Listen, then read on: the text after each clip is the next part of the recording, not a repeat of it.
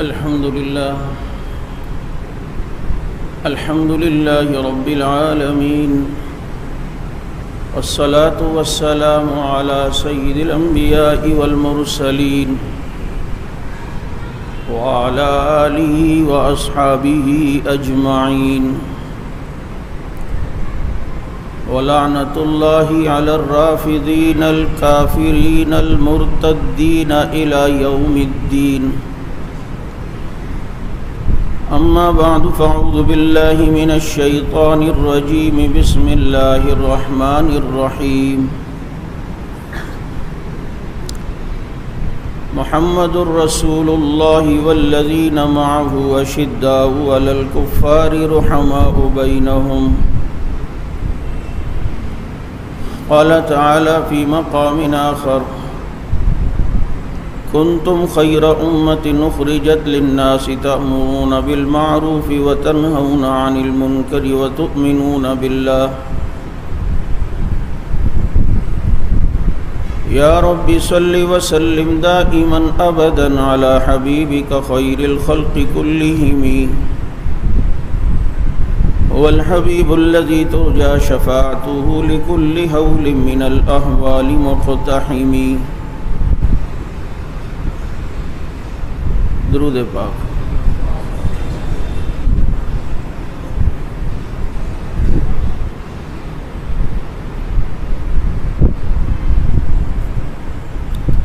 واجب الاحترام محرم الحرام کا مہینہ اپنا دوسرا عشرہ طے کر رہا ہے.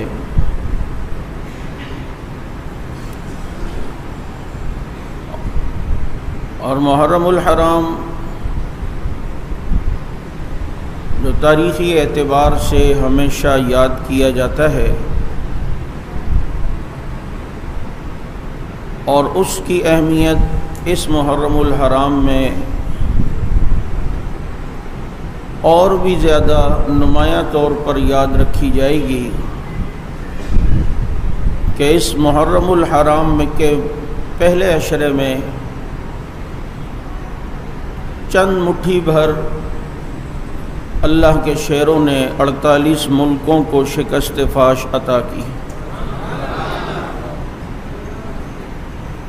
اور دنیا کے کفر کے غرور کو خاک میں ملایا، اور ہمیں سبق دیا کہ جب ایمان و حمیت و غیرت و تقوی اور اتحاد اور اعتماد ان عناصر کے ساتھ کوئی میدان میں آتا ہے تو انشاءاللہ فتح اسی کی ہوگی. ہم نے حضرات صحابہ اکرام کو کیسر و کسریٰ کے محلات اور ان کے قالینوں کو پاؤں سے رونتے تو نہیں دیکھا،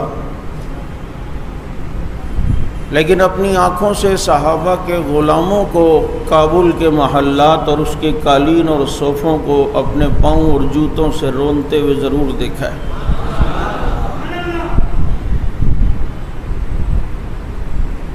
اسی سے اندازہ کر لیں کہ 14ویں صدی کے کچھ ایمان والے مستقل ڈٹے رہے تو 48 ملکوں کا اتحاد، ٹیکنالوجی، طاقت ان کا کچھ نہیں بگاڑ سکی. یقیناً ان لوگوں نے ملا عمر کو دیکھا ہے، حضرت عمر کو نہیں دیکھا تھا. تو جنہوں نے حضرت عمر کو دیکھا ہو تو پھر ان کی ایمانی کیفیت کا کیا حال ہوگا. اس سے بھی آگے بڑھ کے کہتا ہوں کہ جنہوں نے رسول اللہ صلی اللہ علیہ وسلم کو دیکھا ہو تو بتاؤ دنیا کی طاقتیں ان کا مقابلہ کہاں سے کر سکتی ہیں.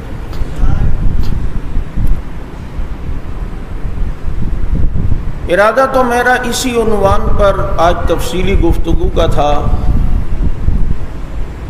لیکن ایک آدھ دل خراش ایسا واقعے سامنے آ گئے ہیں جس کی وجہ سے مجھ میں تو آج جمعہ پڑھانے کی ہمت بھی نہیں ہے، اور حقیقتاً میں اپنے کو مجرم سمجھتے ہوئے آج آپ کے سامنے یہ تقریر کر رہا ہوں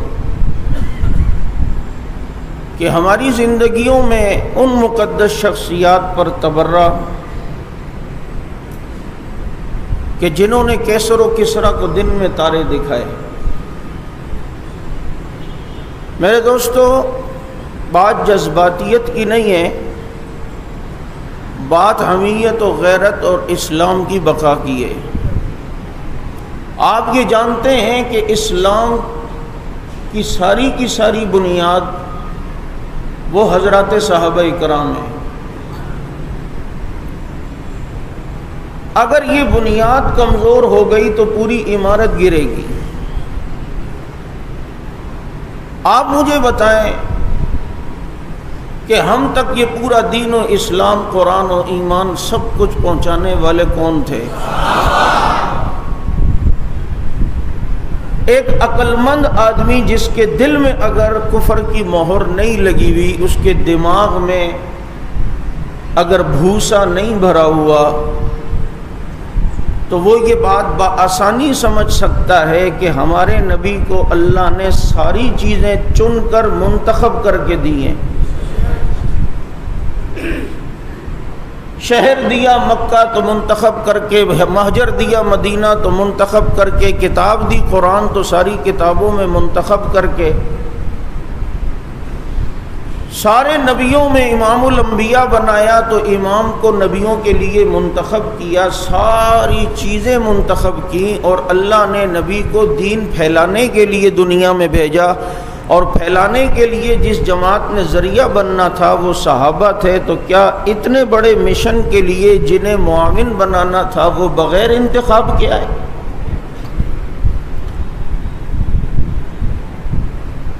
کیا ان کی کوئی اسلام میں حیثیت نہیں ہے؟ اور یہ بھی ممکن نہیں ہے کہ 2-3 آدمی صرف ساری دنیا پر اسلام پھیلائیں، ایسا ممکن ہے؟ اگر اکیلے یہ سلسلہ ہو سکتا اور کسی معاون کی ضرورت نہ ہوتی تو رسول کا وجود ہی اتنا کافی ہے کہ پھر ان کے ذریعے ساری دنیا میں دین پھیلتا، لیکن ان کے لیے بھی معاونین اللہ نے رسول اللہ صلی اللہ علیہ وسلم کے اصحاب کو بنایا، اور صاف طور پر اللہ نے فرمایا یا ایھا النبی حسبک اللہ ومن اتبعک من المؤمنین، اے نبی آپ کے لیے اللہ کافی ہے اور آپ کے لیے آپ کی اتباع کرنے والے یہ مومن کافی ہیں۔ آپ کے لیے اللہ کافی ہے اور آپ کے لیے صحابہ کافی ہیں، یہ صاف فرمایا، یعنی کہ ان کی اہمیت اتنی بتلائی کہ ما فوق الاسباب مدد کے لیے اللہ کافی ہے، اور ما تحت الاسباب آپ کی معاونت اور مدد کے لیے آپ کا لشکر صحابہ کافی ہے۔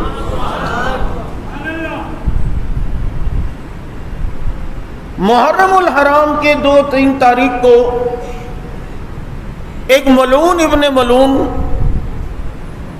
خبیث ابن خبیث، کافر ابن کافر، زندیق ابن زندیق، جو رات کی کسی تاریکی میں کسی متع کی پیداوار کے نتیجے میں دنیا میں آیا، اس کی ایک ویڈیو آئی جسے دنیا میراثی وقت شہنشاہ نقوی کہتی ہے۔ جب ان کو صحابہ سے حیا نہیں تو ہمیں ان کنجروں سے کوئی بھی حیا نہیں آ سکتی۔ بات سننا ہے، ابھی تو میں اس عنوان پہ چڑھا ہی نہیں ہوں۔ میں آپ سے یہ عرض کر رہا ہوں، اگر کسی کو یہ رد عمل لگتا ہے کہ نہیں ہونا چاہیے تو یہ بات کوئی عقل مند آدمی نہیں کہے گا کہ کتے کو بھونکنے دو اور تم پتھر نہ اٹھاؤ۔ کتا بھونکے گا تو اگلا پتھر اٹھا کر اسے دھتکارے گا۔ یہ غم و غصہ 3 محرم کو ایک کلپ آتا ہے اس کا، جس میں وہ اپنی عوام کو کہتا ہے کہ بھائی لائف ابھی نشر نہ کرو، جمع کرتے جاؤ، 10 محرم کے بعد جو ہے وہ چلوانا۔ یہ کلپ آیا اس ملعون کا یا نہیں؟ ہم اسی وقت جب سمجھ گئے کہ یہ ضرور کچھ خباثت کرے گا،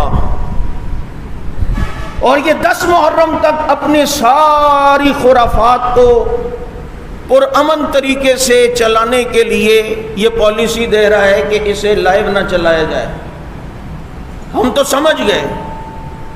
اور 10 محرم گزرا، پھر اس کی تقریری اور ویڈیوز اپلوڈ ہوئیں، اور جو گند اور خباثت اور شرارت اور ملک میں بدامنی پھیلانے کے لیے جو اس نے باتیں کی وہ کسی سے ڈکی چھپی نہیں ہے۔ اس مسئلے کو ثانوی حیثیت ہماری حکومت ادارے کیوں دیتے ہیں صحابہ کے مسئلے کو؟ یہ کوئی معمولی مسئلہ ہے؟ پچھلے محرم الحرام میں ایک بڈھے کھسڑ نے حضرت معاویہ حضرت ابو سفیان پہ لعن طعن کی، سارا ملک اٹھا اس کے خلاف۔ وہ ایک بڈھا اتنا تمہارے لیے طاقتور ہے کہ تم آج تک اسے گرفتار نہیں کر سکے؟ ایک وقت اسلام آباد میں گستاخی کر کے IMF کی گود میں لندن میں جا کے بیٹھتا ہے، اور یہ وہ شخص ہے کہ محرم کے شروع میں وزیر داخلہ شیخ رشید صاحب وہ فرماتے ہیں کہ علامہ صاحب کا بیان پورے مہینے لائیو نشر ہونا چاہیے۔ یہ تمہاری تھپکی تھی جس کے بلبوتے پر وہ چیز آئی۔ میرا دل تو چاہتا ہے کہ میں ابھی موبائل میں ویڈیو آپ کو اس کی دکھاؤں اور مائک کے قریب موبائل کا مائک کر کے وہ اس کی گفتگو آپ کو سناؤں، اور آپ نے سنی بھی ہوگی۔ مجھے بتاؤ، اگر اس وقت ہم خاموش بیٹھ جاتے اور جمعہ اس عنوان پر پڑھا کر اپنے ایمانی غیرت و حمیت کا اظہار نہ کرتے تو کیا میں یہ امید رکھ سکتا ہوں کہ میرا خاتمہ ایمان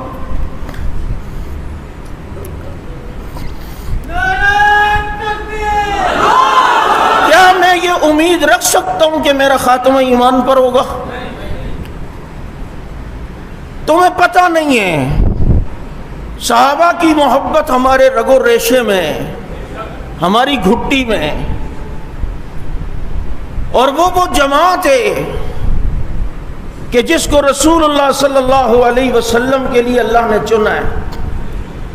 3 باتیں اس نے واضح طور پر کہیں، اور وہ کلپ آیا ہے، اور ہم نے تمام حکومتی اداروں کو بھیج دیا ہے کہ اب تم کتنی کارروائی اس بدبخت کے خلاف کرتے ہو، جس میں وہ پہلی بات وَلَا تَمُوتُنَّ إِلَّا وَأَنْتُمْ مُسْلِمُونَ کی آیت پڑھ کے کہ نہ مرنا مسلمان ہو کر، نہ مرنا لیکن مسلمان ہو کر، اور وہ اشارہ دیتا ہے، یہ دربار میں حضرت فاطمہ نے ابو بکر صدیق کے سامنے یعنی پڑھی، اشارہ دے رہا ہے کہ وہ اگر فاطمہ کو حق نہیں دیں گے تو جناب کافر ہیں اور مسلمان نہیں ہیں۔ یہ وہی والا مضمون ہے جو فاضل الوی یہاں پر آگ لگا کے گیا، اور آج یہ ملعون شہنشاہ نقوی یہ آگ یہاں لگا رہا ہے، اور اس میں کہتا ہے وہ آئیں دربار میں، حالانکہ وہ مسجد نبوی میں آئیں، خود کہتا ہے۔ اور مسجد اس وقت تک مسجد ہوتی ہے جب تک اہل بیت کو انصاف ملے، انصاف نہ ملے تو وہ مسجد کے حکم میں نہیں رہتی۔ مجھے بتاؤ، یہ رسول کی مسجد کی توہین نہیں تو اور کیا ہے؟ یہ پیغمبر کی مسجد کی توہین نہیں تو اور کیا ہے؟ اگر مسجد نبوی مسجد نہیں ہے تو تیری عبادت گاہ تو ویسے ہی باڑا ہے، وہ تو ویسے ہی مسجد نہیں ہے۔ تو مجھے بتاؤ پھر مسجد کون سی ہے؟ اگر وہ مسجد مسجد نہیں کہ جس میں نماز پڑھنے والے کو 50,000 نمازوں کا ثواب ملتا ہے، تو پھر مسجد دنیا میں ہے کون سی؟ اگر وہ مسجد مسجد نہیں جس کے دربار میں اور جس کے محراب میں میرے پیغمبر کے سجدے ہوتے رہے، میرے پیغمبر کے آنسو ٹپکتے رہے، اگر وہ مسجد نہیں تو پھر مسجد کس کو کہتے ہیں؟ اگر جس جگہ میرے نبی کے پائے اقدس، جو پائے اقدس کبھی عرش بری پر ہوتے تھے اور وہ مسجد نبوی کے اندر ہوتے، اگر وہ مسجد نہیں تو پھر مجھے بتاؤ مسجد کس کو کہتے ہیں؟ وہاں آ کر اگلی بات وہ کرتا ہے کہ صرف نبی کے بعد 3 صحابہ مسلمان رہ گئے، باقی سارے مرتد ہو گئے۔ یہ اتنی بڑی بات، یہ بدبخت کر گیا، یہ تو خود حکومت کا کام تھا، ہمارے کہے بغیر تم حقیقت میں آتے، تمہاری فوج کو کوئی برا کہے بغیر کہے ایکشن لیتے ہو، حکومتوں کو کوئی برا کہے بغیر کہے ایکشن لیتے ہو۔ مجھے بتاؤ نبی کے اس لشکر کو اگر کوئی سارے کے سارے کے اوپر کفر کا فتویٰ لگا دے تو تمہارا قانون، تمہاری ٹیکنالوجی، تمہارے وہ ساری ایکٹیویٹیز وہ حرکت میں کیوں نہیں آتی؟ اب یہ تین صحابہ اگر مسلمان، حضرت سلمان، حضرت مقداد، حضرت ابو ذر، تمہیں یہ بھی میں بتلا دوں علی کی محبت کا دعویٰ کرنے والے جھوٹے، فاطمہ حسن حسین کی محبت کا دعویٰ کرنے والے یہ شیعہ جھوٹے، سنو اس روایت میں جس میں وہ کہتے ہیں کہ تین مسلمان رہے، شہنشاہ نقوی نے یہ بات کی، باقی نبی کے بعد سارے مرتد ہو گئے تھے، ان تینوں میں علی کا نام نہیں ہے، ان تینوں میں حسن حسین کا نام نہیں ہے، ان تینوں میں عباس کا نام نہیں ہے، ان تینوں میں فاطمہ کا نام نہیں ہے۔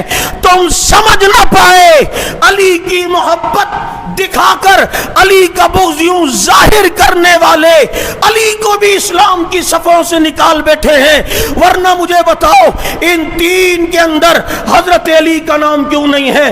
مجھے بتاؤ نبی کے بعد اگر صرف تین مسلمان تھے تو کیسر و کسرا کو دن میں تارے کس نے دکھائے تھے؟ پھر مسلمہ کذاب کا مقابلہ کس نے کیا تھا؟ پھر منکرین زکوٰۃ کے خلاف میدان میں کون آئے تھے؟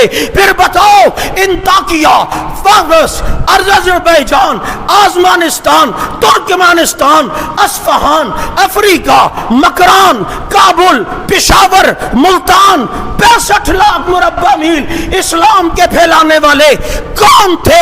پھر مجھے بتایا جائے اسلام کو ساری دنیا میں لے جانے والے پھر کون تھے؟ پھر اگر یہ تین ہی تھے باقی نہیں تو قرآن کو دنیا میں لے جانے والے کون تھے؟ یہ پیغمبر کے صحابہ ہیں جو دنیا میں پھیلے ہیں۔ رب نے جیسے آسمان کو تاروں سے پھیلایا ہے، زمین کو اللہ نے محمد کے یاروں سے پھیلایا ہے۔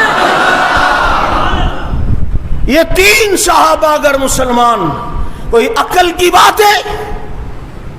باقی پھر کہاں گئے؟ یہ اتنی بڑی تکفیر، اتنی بڑی بات تم نے، بات توجہ سے سننا، ہم پر یہ تو الزام لگایا کہ یہ معاملہ کافر کافر کے نعرے سے چلتے ہیں اور فساد ہوتا ہے۔ میں نے کہا نہیں، یہ پہلے صحابہ کو کافر کہا تھا، تکفیر کی تھی، یہ نعرہ اس کے رد عمل میں تھا، یہ اس کے رد عمل میں تھا۔ بنیادی فسادی یہ لوگ ہیں۔ اب ایک طبقہ اٹھے گا اور کہے گا یہ دشمن کی سازش ہے ملک کے خلاف، یہ کوئی تیسرا ہاتھ ملوث ہے، یہ راہ ملوث ہے، یہ اور بدبختو یہ تو دیکھو جو بھی ملوث ہو استعمال کون ہوتا ہے اس فساد کے اندر، ہمیشہ ذریعہ کون بنتا ہے؟ یہ استعمال ہونے والے نامعلوم ہے یا معلوم ہے؟ بتاؤ، جو استعمال ہو رہے ہیں یہ معلوم ہے یا نامعلوم ہے؟ یہ فاضل علوی نامعلوم ہے، یہ تقی جعفر نامعلوم ہے، یہ شہنشاہ نقوی نامعلوم ہے، یہ سارے ملعون معلوم ہیں، پھر کیوں نہیں؟ یہ کوئی معمولی بات ہے؟ میں اداروں سے، لکھنے والوں سے، اور جہاں تک میری آواز جا رہی ہے میں ان سے دردمندانہ اپیل کرتا ہوں، صحابہ تمہارے بھی ہیں، اگر تم مسلمان ہو تو صحابہ تمہارے بھی ہیں، صحابہ ہمارے بھی ہیں۔ تم اپنی نوکری کے چکر میں جنہوں نے نبی کی نوکری کی اگر ان کا دفاع نہ کیا تو حوض کوثر سے کس منہ پہ جاؤ گے؟ پھر بتاؤ نبی کے دربار میں کس طرح جاؤ گے؟ تیسرا کفر یہ شہنشاہ نقوی بکتا ہے اور کہتا ہے کہ بعضوں کا ماضی اچھا ہوتا ہے، مستقبل خراب ہوتا ہے، اور اس میں وہ مثال دیتا ہے حضرت زبیر بن العوام رضی اللہ تعالیٰ عنہ کی کہ ماضی اچھا تھا، پھر آخر میں کہتا ہے کہ وہ ایک روایت پڑھ کے ثابت کرتا ہے کہ نعوذ باللہ زبیر جہنمی ہے، یعنی نبی کہیں عشرہ مبشرہ میں زبیر وہ 10 صحابہ جن کو نبی نے دنیا میں جنتی فرمایا، نبی زبان نبوت سے کہیں زبیر تو جنتی ہے، اور یہ کنجر کہے کہ وہ جہنمی ہے، میں نبی کی مانوں یا اس متضادے کی مانوں؟ میں پیغمبر کی بات مانوں یا اس ملعون کی بات مانوں؟ وہ زبیر جہنمی جس نے اسلام کے لیے سب سے پہلی تلوار اٹھائی ہے، وہ زبیر کہ جب پتہ چلا ان کو مکے میں نبی کو مشرکین مکہ نے گرفتار کر لیا، اپنی تلوار سوتی اور دشمن کے نرغے میں گھس گئے، اور نبی کو آگے دیکھا صحیح سلامت، فرمایا زبیر یہ کیا؟ کہ اللہ کے نبی مجھے پتا چلا تھا ان ملعونوں نے آپ کو گرفتار کر لیا، میں آپ کے دفاع کے لیے آیا ہوں۔ حضور سن کر مسکراتے ہیں، سنو زبیر وہ انسان ہے، اسلام کے لیے اگر سب سے پہلے کسی نے تلوار اٹھائی ہے اسے زبیر کہتے ہیں، ابھی جہاد کا حکم بھی نہیں آیا اور اسلام کے لیے جو تلوار اٹھائے اسے زبیر کہتے ہیں۔ اور زبیر تو وہ شخص ہے جو بدر میں شریک ہوئے، بدر کی جنگ میں آئے، اور بدر میں شریک ہونے والوں کے لیے نبی نے فرمایا اعملوا ما شئتم، اے بدریوں تم جو کچھ بھی کرو اللہ قیامت میں تم سے نہیں پوچھے گا۔ حضرت زبیر وہ ہیں۔ سنو ہمارے پاکستان کے میزائل بنانے والوں، پاکستان کے دفاع کے لیے اسلحہ بنانے والوں، ہمارے ایک میزائل کا نام انزا ہے۔ انزا ایک میزائل جو پاکستان کا ہے، جیسے اطف میزائل ہے، شاہین و غوری ہے، اس میں ایک میزائل کا نام انزا ہے۔ اب یہ انزا میزائل کس کے نام پہ رکھا گیا؟ بدر کے میدان میں عتبہ بن سعید جو پورا لوہے میں غرق ہو کر حل من مبارز کی صدا لگاتا ہے، کوئی ہے جو میرا مقابلہ کرے؟ اس کی صرف آنکھیں نظر آ رہی تھی، باقی پورا جسم لوہے میں غرق تھا۔ پیغمبر کی نظر زبیر پہ پڑ گئی، فرمایا کہ اشارہ کیا اپنے جوان کو، حضرت زبیر میدان میں آئے، اس بندے کی ساری کیفیت کو دیکھا، اس کی صرف آنکھیں نظر آ رہی ہیں۔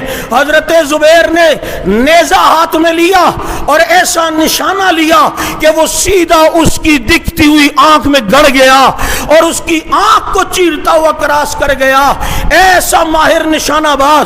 اور اسی نیزے کو انزا کا لقب ملا، اور یہ انزا حضرت زبیر کا نیزہ تھا، اسی نیزہ کہ جس کے نام پر آج پاکستانی میزائل بنا گیا ہے۔ یہ زبیر بن عوام ہے، یہ جہنمی ہے تو تو جنتی ہے، یہ جہنمی ہے تو تیرا باپ جنتی ہے۔ وہ زبیر جس کے بارے میں نبی نے فرمایا ہو ہر نبی کا ایک حواری ہے اور میرا حواری زبیر ہے۔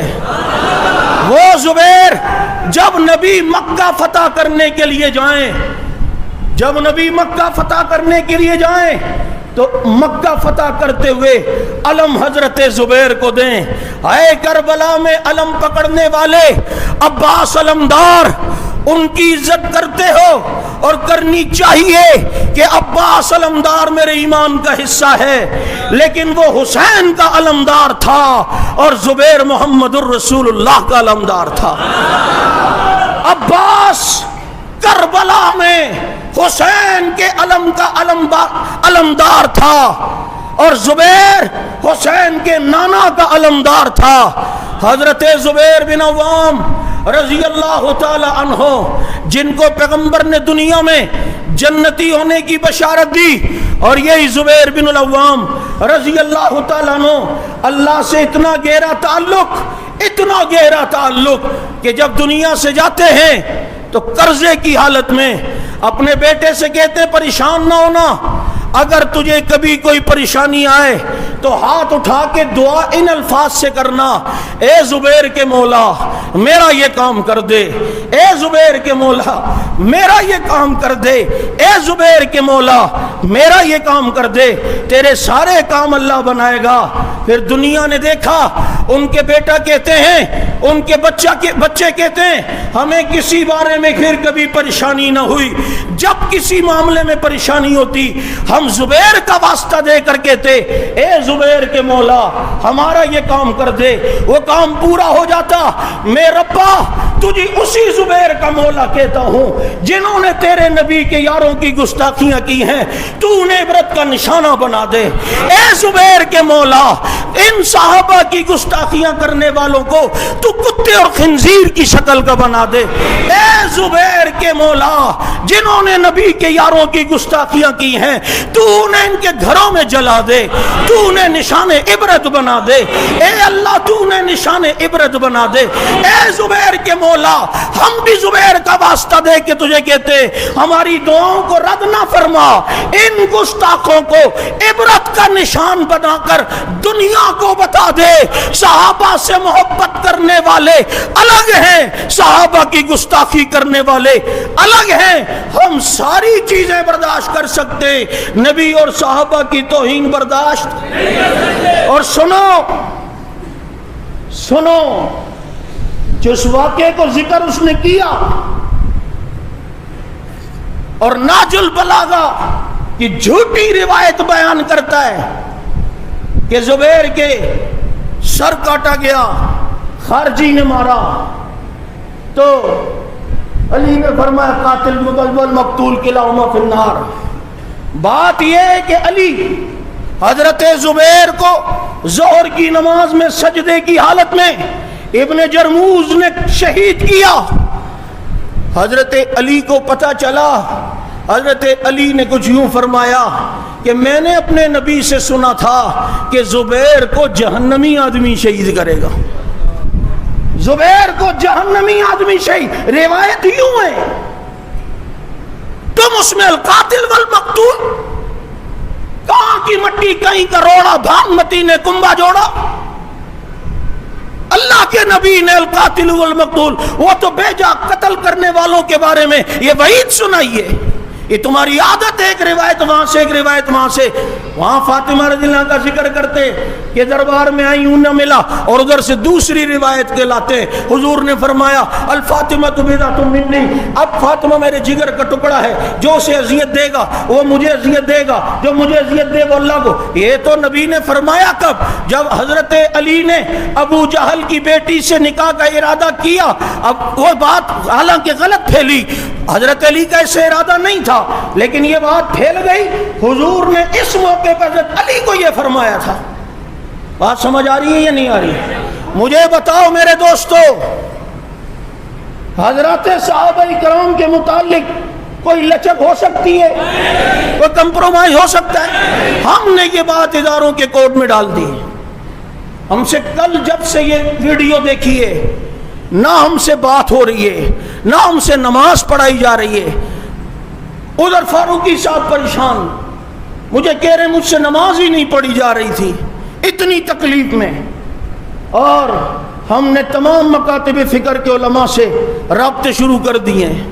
دعا کریں کہ دوبارہ ڈاکٹر عادل خان شہید رحمہ اللہ کی خون کی برکت سے یہ علماء ایک ہوں اور اس ملعون کے اوپر ہم FIR کٹوا کر اور گرفتار انشاءاللہ کروا کر دم لیں گے۔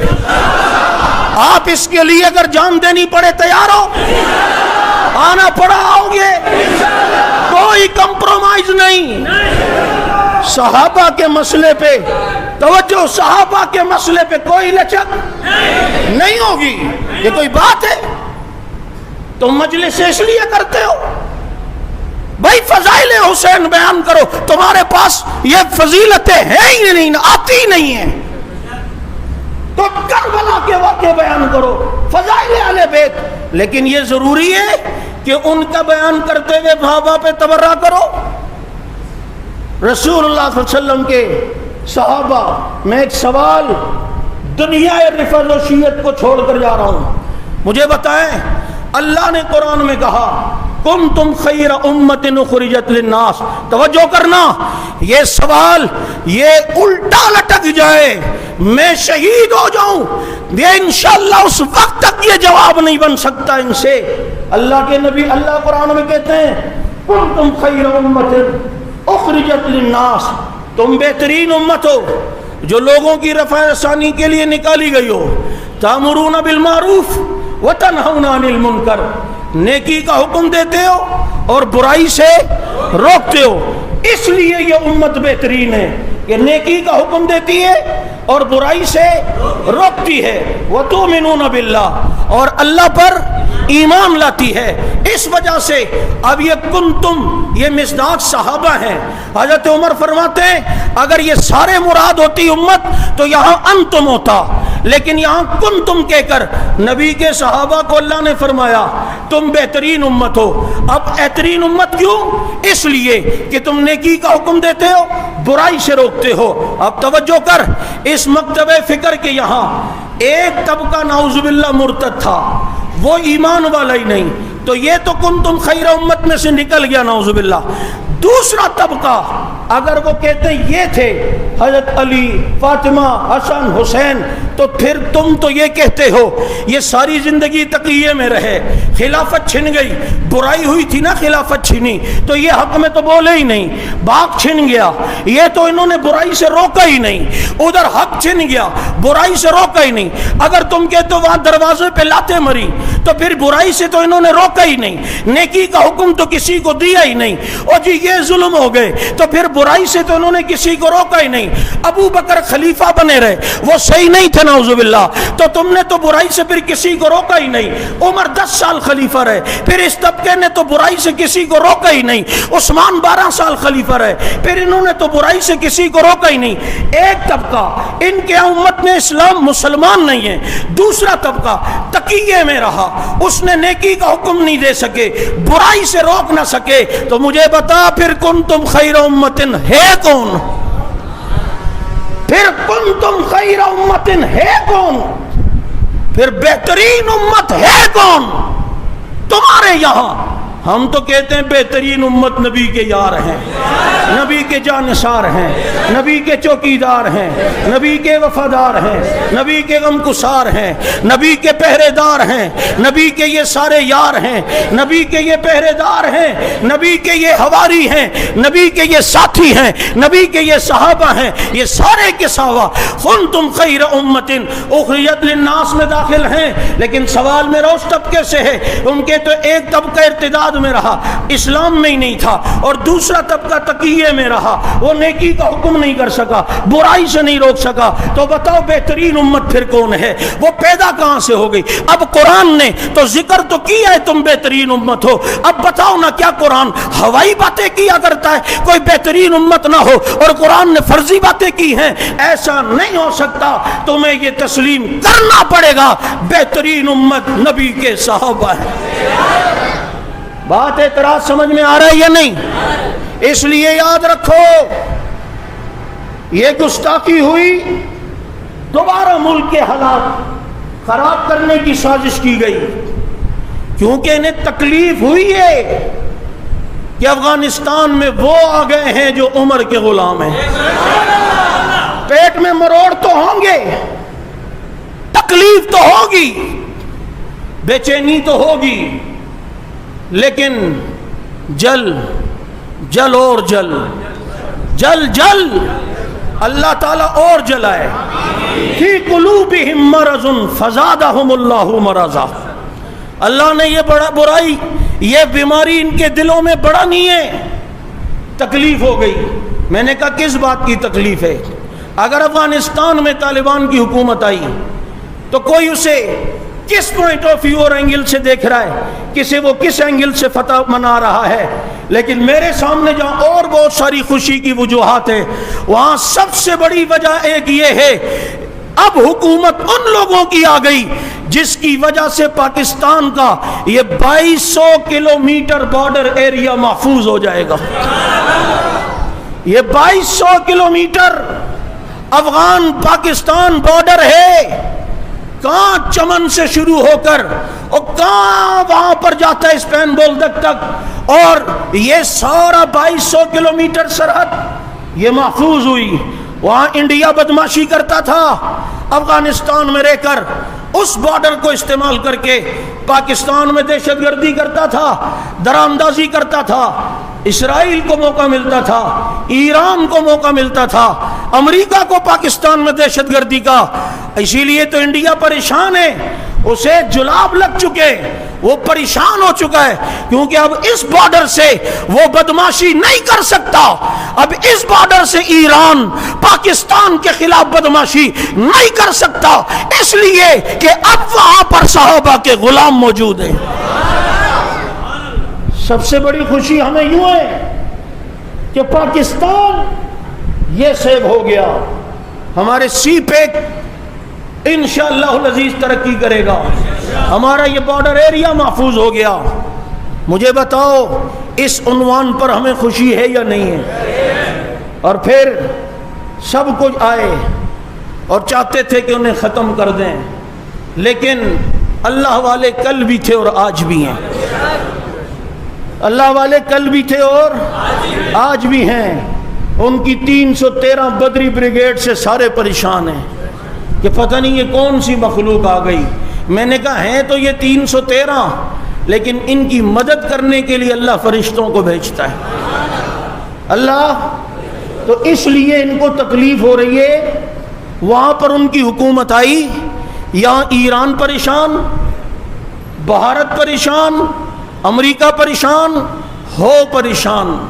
یہ ہمارے ملک کا 2200 کلومیٹر ایریا انشاءاللہ العزیز اب محفوظ ہو چکا ہے۔ اس لیے اب یہاں پر پاکستان کے حالات خراب کرنے کے لیے یہ تبرے کے سسٹم، اور اس میں وہ دھڑلے سے اپنی ویڈیو میں کہتا ہے تبرہ، یعنی صحابہ کو گالی دینا۔ تبرہ ہمارے مذہب کا حصہ ہے، نماز کی طرح واجب ہے۔ میں نے کہا چل اس سے تو پتہ چل گیا نماز تمہارے نزدیک واجب ہوتی ہے، فرض نہیں، لیکن محرم کی مجلسیں تیرے لیے فرض ہیں۔ اس لیے ہم یہ ارباب اقتدار سے کہتے ہیں یہ تبرہ اور گستاخ جتنے ان کے خلاف حکومت خود FIR کاٹے، اور ان گستاخوں کو گرفتار کر کے قرار واقعی سزا دینی چاہیے یا نہیں؟ بہت جلد کل تک انشاءاللہ العزیز امید ہے آپ کے سامنے کوئی لائے عمل آئے گا۔ ہو سکتا ہے پورے سندھ کے ہر ضلع میں ہم دھرنا دیں۔ بابا اگر کوئی ڈنڈے سوٹے گولی آئے تو تیار ہو صحابہ کے لیے؟ بولو ایسے نہیں، کھڑے ہو کر میرے ساتھ آپ پکا ارادہ کریں۔ کون کون ہے؟ عظمت صحابہ، توجہ، عظمت صحابہ، شان صحابہ، شان صحابہ، عظمت صحابہ، عظمت صحابہ، عظمت صحابہ، عظمت صحابہ، صحابہ کے گستاخوں پہ لعنت، صحابہ کے گستاخوں پہ لعنت، شہنشاہ نقوی ملعون پہ لعنت، شہنشاہ نقوی ملعون پہ لعنت، صحابہ کے گستاخوں پہ لعنت، عظمت صحابہ، شان صحابہ، شان صحابہ، عظمت صحابہ، عظمت صحابہ۔ یہ سچ ہے، یہ سچ ہے کہ خطرہ اغیار بہت ہے، پر کیا کرے صحابہ سے پیار بہت ہے۔ وما علینا الا البلاغ۔